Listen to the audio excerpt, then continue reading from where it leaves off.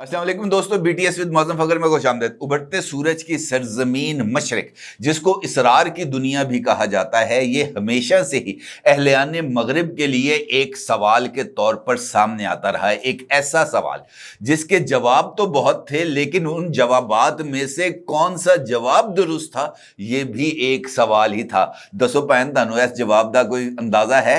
और मुझे लगता है कि इस सवाल का जवाब आपके पास भी नहीं होगा। अगर आपको इस सवाल का जवाब चाहिए तो फिर आए ज़रा इस सवाल की तलाश के लिए निकलते हैं, और यही हमारा आज का मौजू भी है। अगर मैं आपको कहूं कि हमें इस सवाल का जवाब मिलेगा, लेकिन हमें उसके लिए आगाज़े इंसानियत के उसी दौर में वापस जाना पड़ेगा जब इंसानी शऊर ने तरक्की की कुछ मनाजिल को तय किया था। वो आगही और शऊर के जीने तक पहुंच चुका था, और उसके जहन में सवालात भी उठना शुरू हो गए थे, और वो इन सवालात के जवाब भी खोजना शुरू हो चुका था। ये वही वक्त था जब इंसान के जहन में ये सवाल पैदा हुआ कि जमीन को रोशनी से मुनव्वर करने वाला ये जो एक दहकता हुआ गोला उन्हें अपने आसमान पर नजर आ रहा था, ये गोला क्या है? क्या ये गोला एक इतनी ताकत का मंबा है जो इस पूरी कायनात को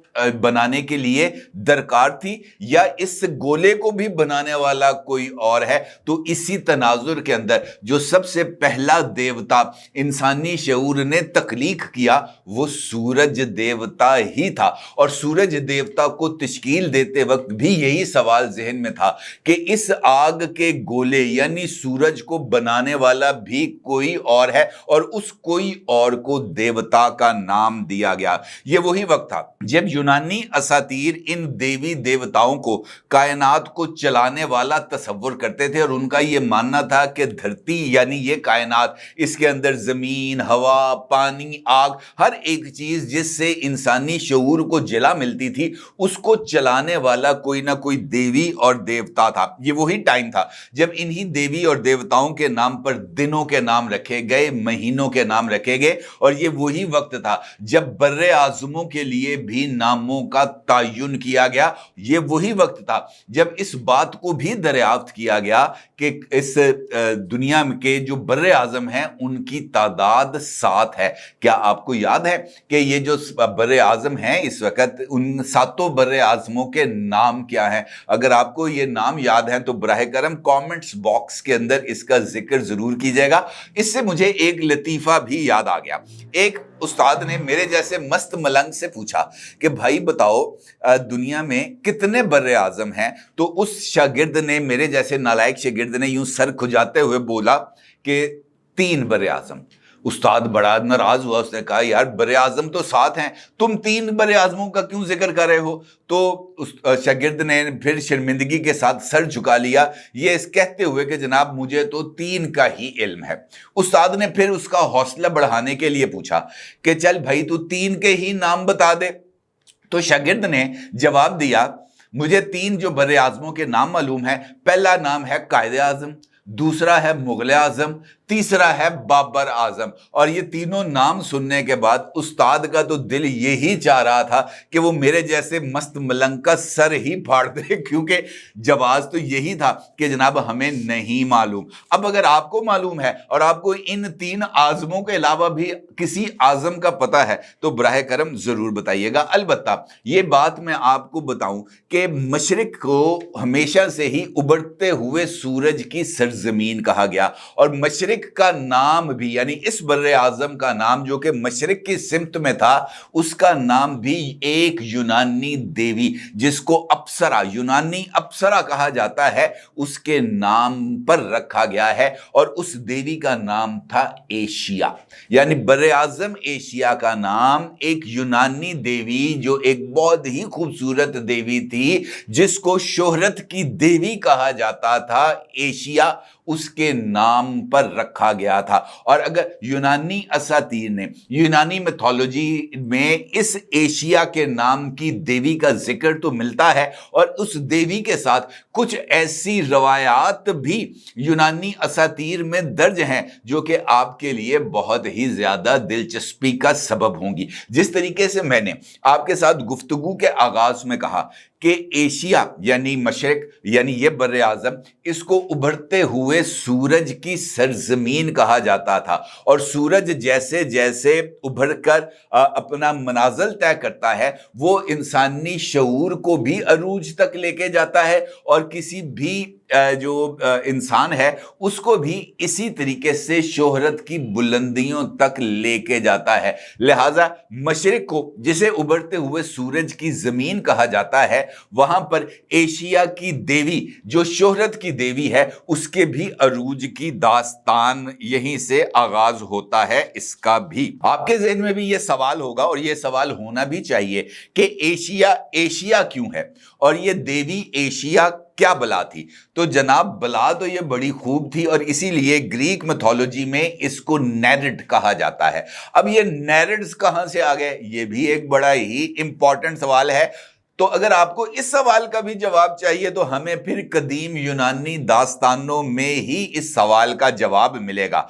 कदीम यूनानी किस्से कहानियों के अंदर यानी उनकी मिथोलॉजी में कई तरह की मखलूकात मौजूद हैं, देवियां मौजूद हैं, देव मौजूद हैं। कोई आसमानों का देवता है, कोई जमीन का देवता है, कोई हवा का देवता है, कोई जंगल का देवता है, तो कोई समंदर का देवता भी है।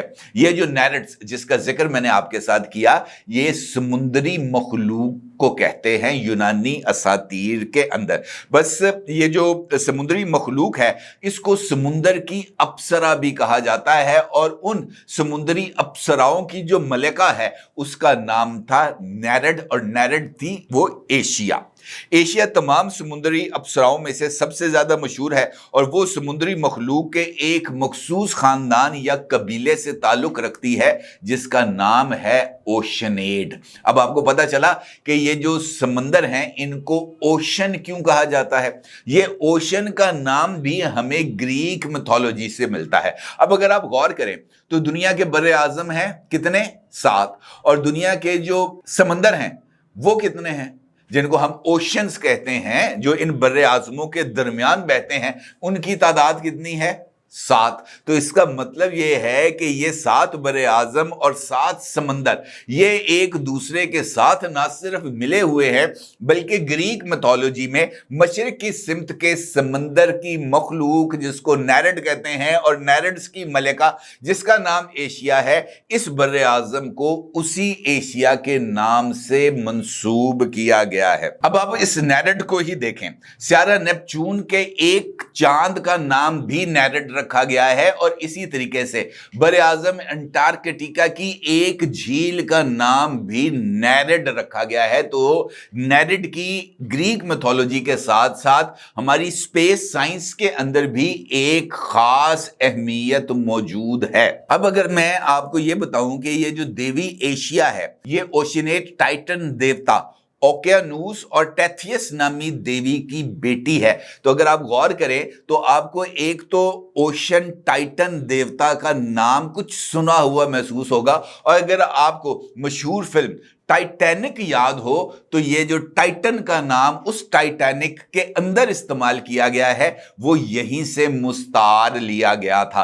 अब अगर ये जो देवी देवता हैं ओकेनूस और टेथियस जिनकी औलाद में से एक औलाद थी एशिया, आपके लिए ये बात भी बहुत ही ज्यादा दिलचस्पी का सबब होगी कि ओशिनेट टाइटन देवता ओकेनूस और टेथियस देवी की जो औलाद थी इनकी तादाद थी 3000। इनके बच्चे थे 3000 और उनमें से एक देवी जो शोहरत की देवी कहलाई उसका नाम था एशिया। एशिया अपनी 3000 बहनों के साथ दुनिया के समुद्रों को शक्ल देने और हदायत देने की ताकत रखती थी। इसलिए अक्सर अफसानों के अंदर और यूनानी किस्से कहानियों में उसे एक ताकतवर समुद्री रूह के तौर पर भी पेश किया जाता है जो दुनिया में बेशतर सुनामियों और तूफानों का सबब भी बनती है। अब अगर आप गौर करें या अगर आप गूगल करें लफ्ज एशिया की तशरीह के लिए तो आपको वहां पर एक लफ्ज मिलेगा कीचड़ और गारा। अब अगर ये कीचड़ और गारे को देखें तो इसके साथ लिंक होता है एशिया का इस वजह के साथ कि एक दौर के अंदर ये जो पूरे का पूरा एशिया का खित्ता था, यहां पर तूफानों की वजह से मिट्टी और पानी का मिलाप से जो कीचड़ बनता था वो बहुत ही ज्यादा होता था। अगर आपको याद हो तो चाइना के अंदर जब अजीम इनकलाब लाया गया था जनाब माओ तुंग की तरफ से, तो उस वक्त भी उन्होंने जो पैदल मार्च किया था तकरीबन 10,000 मील का, तो 10,000 मील पैदल चलने में जो कीचड़ उनके पैरों पे लगा था उसकी वजह से ही मशरिक को इसी नाम से यानी गारे की सरजमीन के नाम से मौसूम किया गया था। कुछ और लोगों का ख्याल है कि इस लफ्ज यानी एशिया की इब्तदा एजियन लफ्ज एसिस से हुई है और जिसका मतलब है कीचड़ और गारा। ये वही लफ्ज है, ये वही तमहीद है जिसका जिक्र मैंने आपके साथ अब से कुछ लम्हात पहले किया था।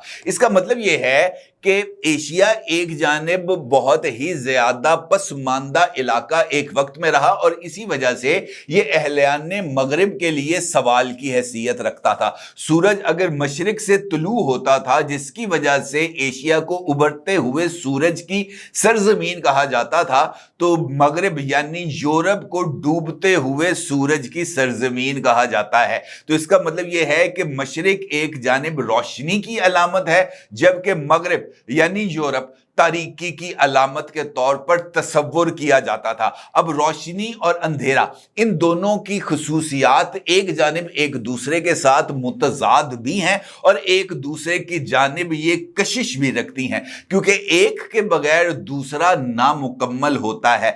मशरिक की दरियाफ्त के लिए यानी एशिया तक पहुंचने के रास्ते तो मगरिब के पास बहुत ही ज्यादा थे, अलबत्ता मशरिक को अपने साथ मिलाने के लिए यूरोप ने जो तरीकाकार इख्तियार किया था उसमें उनके लिए सबसे इंपॉर्टेंट रास्ता था समंदरी रास्ता। और समंदर के रास्ते के ऊपर जब हम आते हैं तो हमें नैरेट्स मिलते हैं और यही नैरेट्स हमें शोहरत की देवी एशिया तक लेके जाते हैं। यानी यूरोप से अंधेरे से रोशनी का सफर समंदरी रास्ते के जरिए होता था और इसी समंदरी रास्ते को एशिया कहा जाता है। और उस समंदरी रास्ते के जरिए एशिया तक आने के लिए जो समंदरी मखलूकात हैं वो एक बड़ा ही इंपॉर्टेंट रोल प्ले करती रही हैं। अब एक जानिब तो यूनानी यानी ग्रीक मिथोलॉजी के अंदर एशिया के हवाले से बहुत ही ज्यादा जिक्र भी मौजूद है। अलबत्ता अगर ये सवाल आपके ज़हन में है कि एशिया का नाम कदीम यूनानी देवी एशिया के नाम पर क्यों रखा गया, तो इसकी कई वजूहात थीं। पहली वजह थी कदीम यूनानियों का जोग्राफियाई इल्म, जिसकी बुनियाद पर कदीम यूनानी बहीरा रूम के मशरिक में एक वसी ज़मीनी इलाके के बारे में जानते थे जिसका नाम वो देवी एशिया, जिसका मानी शोहरत की देवी था, उसके नाम पर मौसूम करना चाहते थे। और इसीलिए इसी जोग्राफियाई इल्म ने उनको एशिया तक यानी इसी मशरकी खित्ते तक जिसको उभरते हुए सूरज की सरजमीन कहा जाता था वहां तक पहुंचा भी दिया और इसको उन्होंने अपनी देवी के नाम से मौसूम भी कर दिया। जबकि इसी हवाले से दूसरी वजह अहले यूनान की मशरिक के साथ एक वाबस्तगी भी थी। मशरिक को चूंकि अहलियाने यूनान ने ही दरियाफ्त किया था अपने जोग्राफियाई इल्म की बदौलत, लिहाजा वो मशरिक को अपने बहुत ही ज्यादा करीब जानते थे और उनका यह मानना भी था कि मशरिक की दरियाफ्त खुद उनके अपने देवी देवताओं की तरफ से एक अहम इनाम के तौर पर तस्वुर किया जाता, क्योंकि यूरोप के साथ अगर ताल्लुक यूनान का मौजूद था तो एशिया उनकी अपनी दरियाफ्त थी। लिहाजा एक तो जोग्राफियाई इल्म ने उनको एशिया के करीब किया, दूसरा उस जोग्राफियाई इल्म की बदौलत एशिया की दरियाफ्त ने और यहां पर एशियाई मखलूक की तरफ से जो खास फसलें पैदा होती थीं उनको लिंक करने ने बहुत ही ज्यादा इंपॉर्टेंट रोल प्ले किया।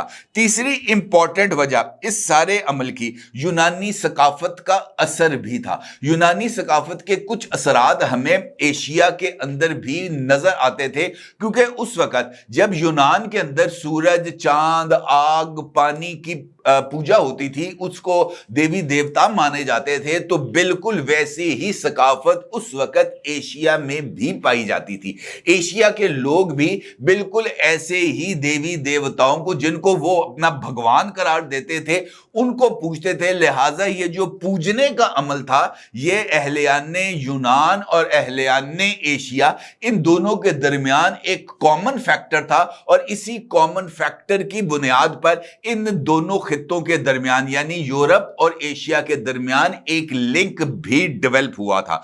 चौथी वजह रोमी सल्तनत का अपनाना था। रोमियो जिन्होंने बाद में यूनान को फतह किया, एशियन माइनर जिसको जदीद दौर का तुर्की भी कहा जाता है, के साथ अपने रवाबत को इस्तवार किया, और उन्हीं रवाबत ने यहां पर कुछ जदीद सल्तनत की बुनियाद भी रखी, और फिर इसका दायरा कार एशिया तक फैल गया।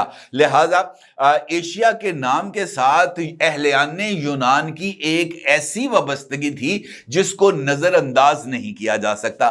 दूसरी जानिब अहलियाने यूरोप, जिस तरीके से मैंने आपको बताया कि मशरिक को उभरते हुए सूरज की सरजमीन कहा जाता है, बिल्कुल वैसे ही यूरोप को ढलते हुए सूरज की सरजमीन कहा जाता है। अगर एशिया रोशनी की अलामत है तो यूरोप अंधेरे की अलामत है, क्योंकि अहलियाने मगरिब सूरज अगर मशरिक से तुलू होता है तो वो मगरिब में गुरूब होता है। लिहाजा रोशनी और अंधेरे का एक दूसरे के साथ जो मुतजाद कैफियत है, ये इन दोनों को एक दूसरे के साथ जोड़े रखने में भी इंपॉर्टेंट रोल प्ले करती है। लिहाजा वो टाइम जब मगरिब इस बारे में सवाल करता था कि रोशनी कहां से नमूदार होती है, तो वो इनडायरेक्टली मशरिक के साथ अपने राब्ते को इस्तवार करता था, क्योंकि अगर रोशनी मशरिक से तुलू होती है तो मगरिब उसका मुकामे गरूब भी था। लिहाजा मशरिक के बारे में सवालात अहलियाने यूरोप के जहनों में पैदा होना एक फितरी अमल था, और फिर उसके लिए मुख्तलिफ किस्से और कहानियों को घरा गया, जिसमें से एक ग्रीक मिथोलॉजी का एक वाकया, एक किस्सा, एक कहानी मैंने आपकी खिदमत में पेश की। उम्मीद है आपको BTS का यह एपिसोड पसंद आया होगा। अपनी राय से जरूर आगाह कीजिएगा, और सबसे इंपॉर्टेंट बात, चैनल को सब्सक्राइब जरूर कीजिएगा। अपनी राय जरूर इज़हार कीजिएगा। आपका बहुत शुक्रिया। अल्लाह हाफिज।